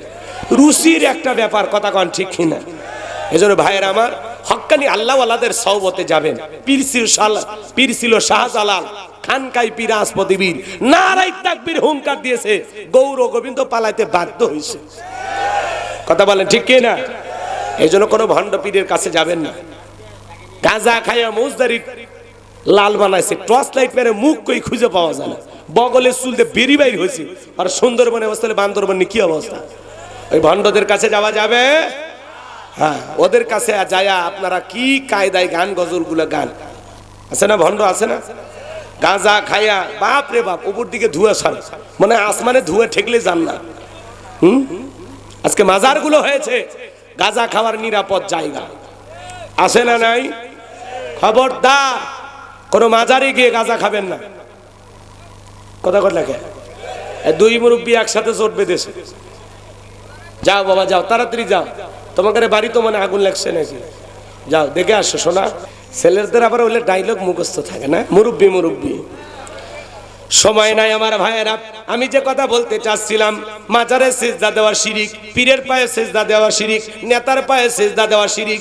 আল্লাহ ছাড়া দুনিয়ার কারো কাছে মাথা নত করা যাবে না। ইয়্যাকা না'বুদু ওয়া ইয়্যাকা নাস্তাঈন, তোমার ইবাদত করি, তোমার গোলামি করি, সাহায্যও তোমার কাছে চাই। কথা বলেন ঠিক না? এই জন্য জীবনে যদি কিছু চাওয়া লাগে, চাইতে হবে কার কাছে? ফাইযা ফারাগাতা ফানসাব ওয়া ইলা রাব্বিকা ফারগাব। বান্দা যখন তুমি নিঃস্ব অসহায় দুর্বল হইবা, তোমার শূন্য হাতটা আমি আল্লাহর দিকে বেঁধে ধরো, চিৎকারে মেরে বলুন আল্লাহু আকবার। তারপরে ট্রাকের পেছনে সেরা স্যান্ডেল ঝুলানো, কেন কয় দুর্ঘটনার হাত থেকে বাঁচানো, বাঁচার জন্য সেরা স্যান্ডেল ঝুলে রাখছে। বলেন তো বাজান, দুর্ঘটনা থেকে বাঁচানোর মালিক কি? এরপরে টিয়া পাখির কাছে যা ভাগ্য গণনা করে, কবিরাজের কাছে যা ভাগ্য গণনা করে, জ্যোতিষীর কাছে যা ভাগ্য গণনা করে, আছে না নাই? আপনার ভাগ্যে আগামীকাল কি আছে বাজান, আল্লাহ ছাড়া দুনিয়ার কেউ জানে না। এগুলো সব ভণ্ডামি, ভণ্ডামি। দেখেন না আংটি বেচে আর কি কয়, আপনি কি মামলায় হেরে যাচ্ছেন, বিদেশে যেতে ভয় পাচ্ছেন, দাম্পত্য জীবনে অসুখী, ব্যবসা বাণিজ্যের সমস্যা, আসুন শেষ দর্শন আজমেরি জেমস হাউস, লিটন দেওয়ান চিস্তি, এক আংটিতে সব সমস্যার সমাধান। এক আংটি দিয়া যদি এত সমস্যার সমাধান হয়, ওই পীর সাহেবের তো আংটি বিক্রি করে খাওয়া লাগতো না। এই হাতে 5টা, এই হাতে 5টা, 10টা আঙ্গুলে 10টা আংটি ব্যবহার করে পৃথিবীর 1 নাম্বার ধনী হয়ে যেত। কথা বলেন ঠিক না? এগুলো বিশ্বাস করা যাবে না। শোনেন শোনেন, এরপরে শনিবার মঙ্গলবার বিয়ে করা হয় না, এগুলো দিন নাকি শুভ না। শ্রমিক কাজ করেছে, সন্ধ্যাবেলায় টাকা দেওয়া যাবে না, দিলে কি হবে? ধনী নাকি গরিব হয়ে যাবে। এগুলো ধারণা করা শিরিক। কথা বলেন।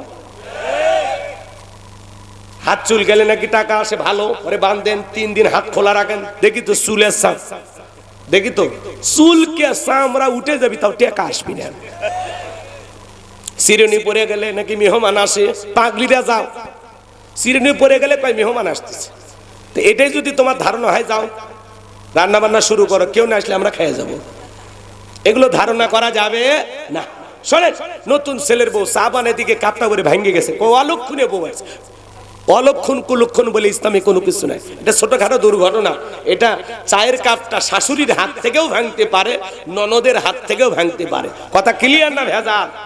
একটা চায়ের কাপের সাথে মানুষের ভাগ্য ঝুলে আছে। জমজ কলা খালে জমজ বাচ্চা হয় ভালো, যেই মহিলার বাচ্চা হয় না বাজারের সব জমজ কলা খাওয়ায় দেন, আল্লাহ যদি তাও একটা দেয়। আর জমজ কলা খালে যদি জমজ বাচ্চা হয় ভালো, 2 বারে কষ্ট 1 বারে হলো, মাঝখানে সিজারের টাকাটা বেঁচে গেল।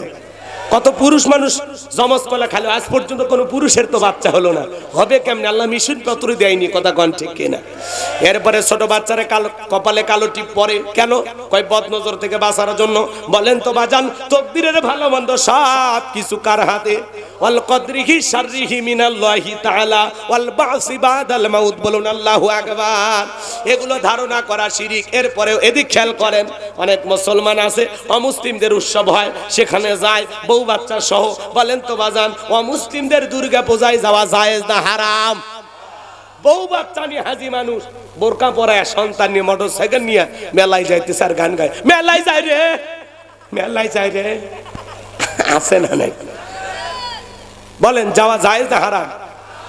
হাইব্রিড স্লোগান দেয় নেতারা, ধর্ম যার যার উৎসব সবার। এই স্লোগান কুফরি স্লোগান, ইমান ধ্বংস করা স্লোগান। এই স্লোগান মুসলমান দিতে পারে না। ধর্ম যার, উৎসব তার। পুকুর যার মাছ সবার মানবেন, চাকরি যার বেতন সবার মানবেন, গাছ যার ফসল সবার মানবেন, বউ যার হক সবার মানবেন। তাহলে কি বুঝলেন? গাছ যার, ফল তার, পুকুর যার, মাছ তার, চাকরি যার, বেতন তার, বউ যার, হক তার, ধর্মও যার, উৎসবটাও তার। হিন্দুদের উৎসব হিন্দুদের কাছে, খ্রিস্টানদের উৎসব খ্রিস্টানদের কাছে, বৌদ্ধদের উৎসব বৌদ্ধদের কাছে, মুসলমানের উৎসব মুসলমানের কাছে। তবে হ্যাঁ, মুসলমানের উৎসবে তাম পৃথিবীর মানুষ অংশগ্রহণ করতে পারে। আমাদের ধর্মীয় উৎসব উন্মাদনা দেখে তারা যদি মুসলমান হয়, আকৃষ্ট হয়, কিন্তু আপনি যেতে পারবেন না, কারণ আপনার জন্য যাওয়া জায়েজ নাই। আপনি মুসলমান, আপনি বলেন তো বাজান, আমাদের জুমার নামাজে কি অমুসলিম ভাইরা আসে? 2 ঈদের নামাজে কি ওদেরকে দেখতে পাওয়া যায়? মানুষ মরে গেলে জানাজায় পাওয়া যায়, লাইলাতুল বরাতে পাওয়া যায়, লাইলাতুল কদরে পাওয়া যায়। তাহলে ওরা আসেন, আমরা কেন যাই? তার মানে ওদের চাইতে আমাদের লজ্জা কম, ওদের আত্মসম্মান বোধ আছে, আমাদের নাই। ভালো হ্যাঁ যান। এক যুবক করছে, হুজুর আমি মন্দিরে যাই, দেখি অনেকগুলো কলা আর লাড়ু, কয়েকটা খেয়ে ফেলে দিছি। ছোট্ট একটা হাদিস আপনাদেরকে শোনায় আমি আলোচনার সামনের দিকে নিয়ে যাবো। অনেক কথা বলার ছিল, শোনেন। নবী আমার ডেকে বলে, সাহাবীরা শোনো, এক জালেম বাদশা ছিল, সে কি করেছিল জানেন? আমার নবী বলে, সাহাবীরা শোনো, একজন ব্যক্তি একটা মাছি মেরে জাহান্নামে চলে গেল, আর একজন ব্যক্তি মাছি না মেরে জান্নাতে চলে গেল। সাহাবা ইকরাম ডেকে বলে, নবী গো, বুঝতে পারলাম না, ঘটনাটাকে একটু খুলে বলেন। আল্লাহ রাসূল তখন বলতেছে, আমার সাহাবীরা শোনো, এক দেশে এক জালেম বাদশা ছিল। ওই বাদশা রাস্তার মোড়ে মোড়ে প্রতিমা বানায় রাখছে। বাদশার নিয়ম হলো, যত মানুষ ওই রাস্তাতে হেঁটে যায়, প্রতিমার নামে কিছু না কিছু দিয়ে যাওয়া লাগবে। একজন ইমানদার হেঁটে যায়, জালেম বাদশার লোকেরা ডেকে বলে, প্রতিমার নামে কিছু দিয়ে যাও। ইমানদার ডেকে বলে, না, প্রতিমার নামে দেওয়ার মতো কোনো কিছুই নাই। জালেম বাদশার লোকেরা ডেকে বলে, শোনো, ওই যে প্রতিমার নাকের টুকায় মাছি পড়ে আছে, ওখান থেকে একটা মাছি মেরে নিরাপদে চলে যাও। ইমানদার চিন্তা করলো, মাছি মারলে কি এমন অপরাধ হবে? এইবার একটা মাছি মেরে নিরাপদে চলে গেল। কয়েকদিন পর আরেকজন ইমানদার হেঁটে যায়, জালেম বাদশার লোকেরা ডেকে বলে, প্রতিমার নামে কিছু না কিছু দিয়ে যাও। ইমানদার ডেকে বলে, ভাই, প্রতিমার নামে কোনো কিছু দেওয়া আমার জন্য জায়েজ না, এটা হলো শিরিক। কথা বলেন না কেন? কোন মুসলমান যদি অসুস্থ হয়, আমি মুসলমান রক্ত দিয়ে তাকে বাঁচাবো, চিকিৎসার টাকা খরচ করব। তার স্ত্রী সন্তান আছে, পরিবার চালাইতে পারে না, সহযোগিতা করব। ছেলে মেয়ের পড়াশোনার খরচ দিতে পারে না, সহযোগিতা করব। ঘর বাড়ি নাই, ঘর বাড়ি বানায় দেব। সমস্ত জায়গায় আপনি অমুসলিমদের সহযোগিতা করবেন। শুধুমাত্র একটি জায়গায় যেখানে আল্লাহর সাথে সরাসরি শিরিক করবে, সেই কাজে মুসলমান তাদেরকে টাকা দিয়া সহযোগিতা করবে না। খাইতে পারেন না, টাকা দেন, যা খুশি দেন, কিন্তু আল্লাহর সাথে যেখানে প্রকাশ্যে শিরিক হচ্ছে সেখানে মুসলমান যেতে পারে না। মুসলমান নিরাপত্তা দিতে পারে। শোনেন, অমুসলিম যারা আছে, মুসলমানেরা যে জনপদে থাকবে, শোনেন, ডিমের ভিতরে কুসুম যতটা নিরাপদ, মায়ের কোলে শিশু যেমন নিরাপদ, তার চাইতে অমুসলিমেরা বেশি নিরাপদে থাকবে। আর আমার দেশে অমুসলিমেরা জামায় আদরে আছে, আরো বেশি ভালো রাখতে চায়। কথা বলেন ঠিক কিনা? এটা আমাদের ইমানি দায়িত্ব। কথা বলে ঠিক কিনা? লা ইকরাহা ফিদ্দিন, ধর্ম নিয়ে কোনো জবরদস্তি নাই, কোনো বাড়াবাড়ি নাই। তাদের ধর্ম তাদের কাছে, আমাদের ধর্ম আমাদের কাছে, তাদের উৎসব তাদের কাছে। কথা বলে ঠিক কিনা? আমরা নিরাপত্তা নিশ্চিত করি, কিন্তু তাল মিলে আমিও যাই কিছু খাবো, কিছু চাইবো, এটা না। ভালো করে শুনে যান আমার ভাইয়েরা, জালেম বাদশার লোকেরা ডেকে বলে, প্রতিমার নামে যদি কিছু না দাও, জালেম বাদশার নিয়ম অনুযায়ী দেহ থেকে কাল্লাটা ফেলায় দিব। ইমানদার ডেকে বলে, কাল্লা দিতে রাজি, আল্লাহ দিতে রাজি নাই, বলুন আল্লাহু আকবার। এইবার অনেক লম্বা ঘটনা, সংক্ষিপ্ত করে একটু বলে দেয়া যায়। জালেম বাদশার লোকেরা শেষবারের মতো বলতেছে, শোনো, কয়েকদিন আগে তোমার মতো একটা ইমানদার মাসিমার অফারটা দিয়েছিলাম, সে মাসি মেরে নিরাপদে চলে গেছে। ওই একই সুযোগ তোমাকে দিলাম, প্রতিমার নামে একটা মাসি মেরে চলে যাও। ইমানদার ডেকে বলে, না, মাসি মারার মতো সামান্য শিরিকও করবো না। জালেম বাদশার লোকেরা ডেকে বলে, শেষবারের মতো বলতেছি, হয় একটা মাসি মারবা, না হলে কাল্লা ফেলায় দিব। ইমানদার ডেকে বলে, কাল্লা দিতে রাজি, আল্লাহ দিতে রাজি নাই। জালেম বাদশার লোকেরা এক কপি দেহ থেকে কাল্লাটা ফেলায় দিল। আমার নবী বলে, যে মাসি মেরে নিরাপদে চলে গেল, ও মাসি মেরে নিরাপদে যায় নাই, মাসি মেরে নিজেকে জাহান্নামে নিয়ে চলে গেল। আর যে মাসি নামের কাল্লা দিয়ে গেল, সে রক্তের সাগরে ভাসতে ভাসতে আল্লাহর জান্নাতের গেটে পৌঁছে গেল। চিৎকার মেরে বলুন সুবহানাল্লাহ। এজন্য রাস্তার মোড়ে মোড়ে যারা ভাস্কর্য বানায়, রাস্তার মোড়ে মোড়ে যারা ভাস্কর্য বানায়, এটা মুসলমানের সংস্কৃতি না, এটা হলো মুশরিকদের সংস্কৃতি। এগুলো কাজ মুসলমান করতে পারে না। আমার দেশে এক নয়, দুই নয়, 4,500 কোটি টাকা খরচ করে যারা ভাস্কর্য বানাইছিল, প্রত্যেকটা টাকার হিসাব একদিন আল্লাহর কাছে দিতে হবে। যেই দেশে মানুষ খাইতে পারে না, ডাস্টবিনের খাবার কুড়ে খায়, হাজার হাজার মানুষ বেকার হয়ে পড়ে আছে, কত মানুষ রেল স্টেশনে ঘুমাইতেছে, একজন নারী তার 500 টাকার বিনিময়ে দেহটা বিক্রি করে পেটের ভাত জোগাড় করে, সেই দেশে যারা ভাস্কর্যের নামে বিলাসিতা করে 4,500 কোটি টাকার ভাস্কর্য সারা দেশে বানিয়েছে, প্রত্যেকটা টাকার হিসাব একদিন আল্লাহর কাছে পাই টু পাই দিতে হবে। ভাস্কর্য বানায় কি লাভ করছেন? 5ই আগস্টে ভাস্কর্যের মাথায় উঠে মানুষ পেশাব করে দিয়েছে, এতে আপনার বাবার সম্মান কমছে না বাড়ছে? ওই টাকাতে যদি মসজিদ বানাইতেন, মাদ্রাসা বানাইতেন, বেকার যুবকদের কর্মস্থানে ব্যবস্থা করে দিতেন, দুঃখী মানুষের থাকার ঘর বাড়ি বানায় দিতেন, অভাবনাটনে থাকা মানুষদের যদি স্বাবলম্বী বানানোর জন্য কিছু করে যাইতেন, আপনার বাবার কবরে বিকাশ হয়ে আল্লাহ সব পাঠায়া দিত। তা না, মানে আমরা ভাস্কর্য বানাই। অমুসলিমদের কালচার আমাদের ভিতরে ঢুকে গেছে। আমরা আর মুসলমান আছি, কথা কয় রাগ করতেছে। সামনের দিকে যায় আমার ভাইয়েরা, যে কথা বলতে চাচ্ছিলাম গভীর মনোযোগ দিয়ে শুনবেন। শিরিক কত মারাত্মক গুনাহ জানেন? এই দিকে তাকান। আপনাদের গাইবান্ধা শহর থেকে একটা ভিআইপি গেস্ট আসবে আপনার বাড়িতে, সকালবেলা থেকে আপনার বিবি রান্না বান্না করতেছে, গরুর গোশ, খাসির গোশ, মুরগির গোশ, বাপরে বাপ, ব্রয়লার মুরগি, পাকিস্তানি, তারপরে রুই, কাতলা, ছোট মাছ, বড় মাছ, সব দিয়ে সাজিয়ে প্লেটটা সব দিয়ে সাজাইছে। পরে চিন্তা করলেন ছোট বেটা খুব ভালোবাসি, ছোট ছেলেটাকে অনেক পছন্দ করে, তো আর সামান্য একটু পায়খানা প্লেটের কোনায় দিছে, দিয়া এখন মেহমানের সামনে প্লেট দিছে, খাবারের পরিচিতি, ভাই এটা গরু, এটা খাসি, এটা কি, এটা এই যে এটা কি। তখন বলতেছে আমি ছোট ছেলেটাকে খুব ভালোবাসি, তো আর সামান্য একটু পায়খানা দিছে, আপনি খেয়ে নেন। পৃথিবীর কোনো গেস্ট, কোনো মেহমানের খাবার কি খাবে? পিটাইলেও খাইবে, যত দামি খাবারই থাক বলেন খাবে। হুজুর কি এটা হাসানোর জন্য বললেন? না, ওই যে আপনারা ভালোবাসেন ওই জায়গা থেকে বলতেছি, শোনেন, এটা হাসানোর জন্য না।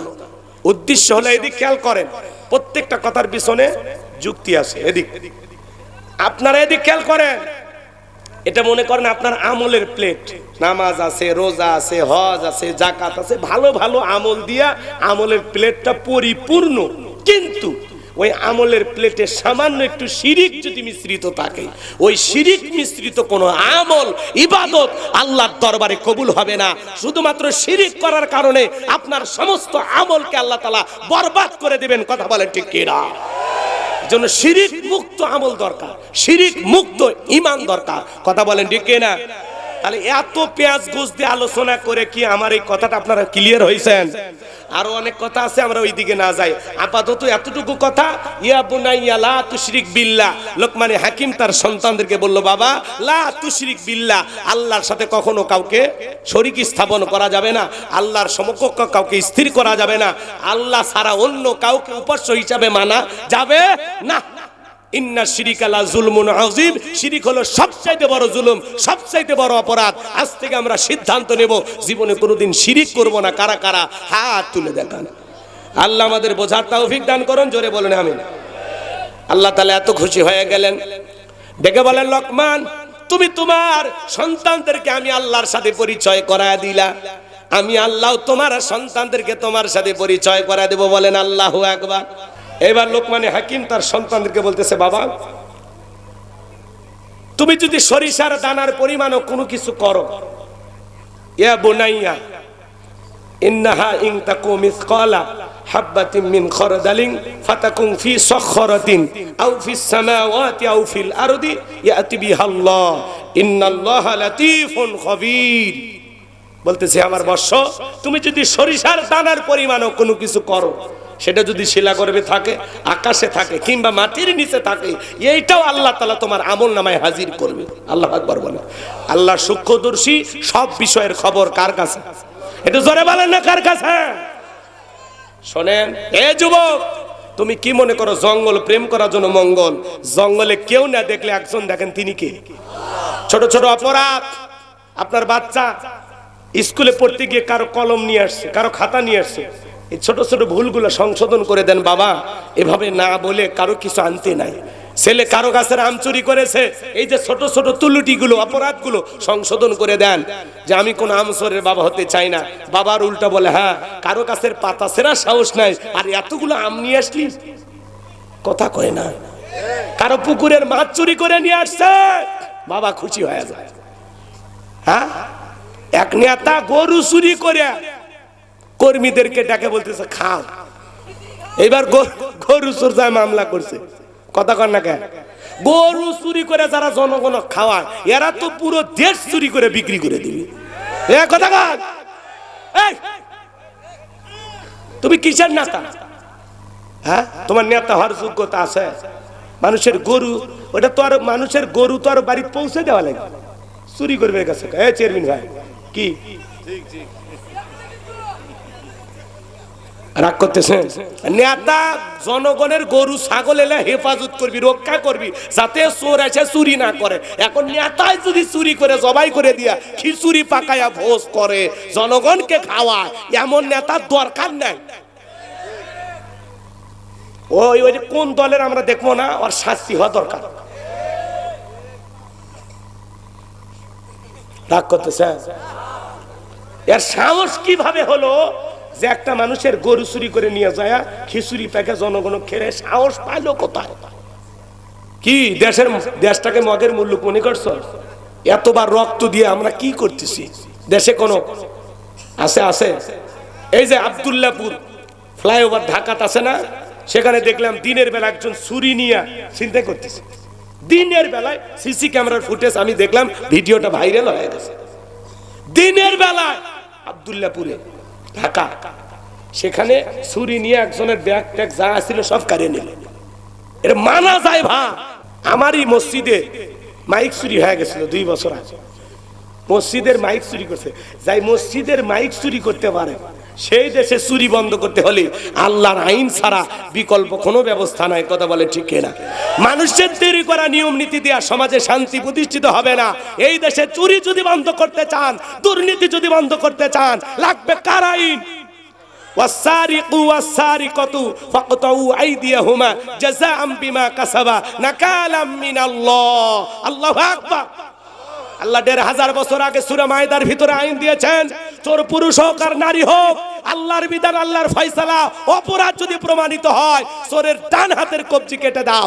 একটা চোরের হাত কেটে যদি বাইতুল মোকাররমে মিডিয়ার মাধ্যমে ফালাও করে প্রচার করা হতো, বাংলাদেশের সমস্ত চোরেরা তওবা করে আল্লাহর ওলি হয়ে যেত।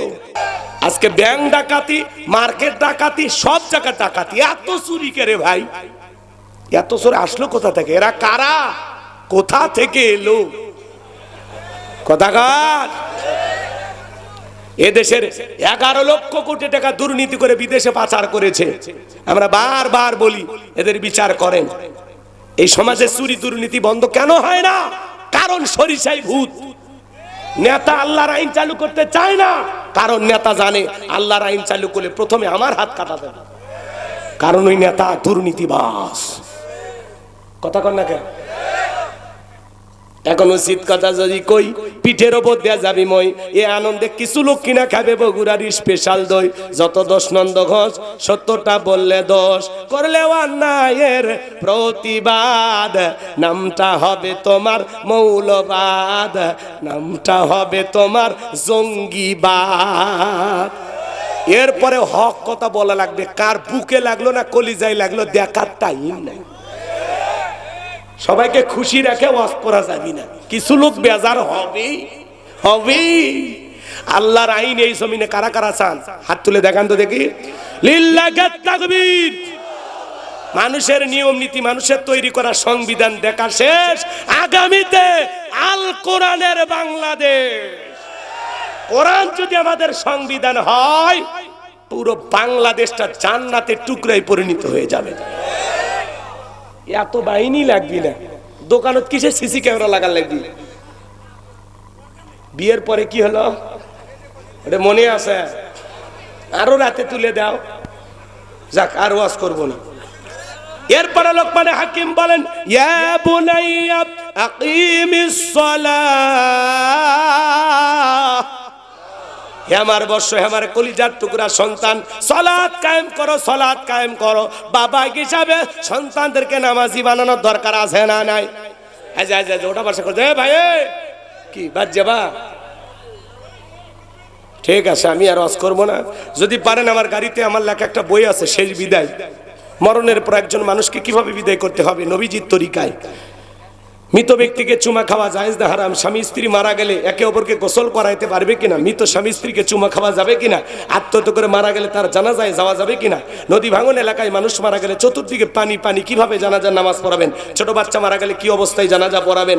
জান্নাত জাহান্নাম আখিরাত সহ, হ্যাঁ আখিরাত সম্পর্কে এবং কবরের সলজব সহ অনেক গুরুত্বপূর্ণ প্রত্যেকটা কথার দলিল আছে। যদি পারেন ৭৬ পৃষ্ঠার বইটা, অনেক দোয়া আছে, 2টা গজল আছে, আমার মাদ্রাসার ঠিকানা আছে, মোবাইল নাম্বার আছে, সব বইটার ভিতরে পাবেন। অনেক যত্ন নিয়ে বইটা লেখা। যদি পারেন স্মৃতি হিসেবে নিয়ে যাবেন ইনশাআল্লাহ। 50 টাকা হাদিয়া। বইটার নাম কি বললাম? শেষ বিদায়। নবীজির তরিকায় একজন মানুষকে কিভাবে শেষ বিদায় দিতে হয়, সম্পূর্ণ কথাটা লেখা আছে। যদি পারেন নিয়ে যাবেন ইনশাআল্লাহ। দাফন কাফন নিয়ে অনেক মাসালা আমরা আলেমদের কাছে জিজ্ঞাসা করি, সময় মতো উত্তর পাই না। আপনার ঘরের ভিতরে বইটার ভিতরে উত্তর দেওয়া আছে।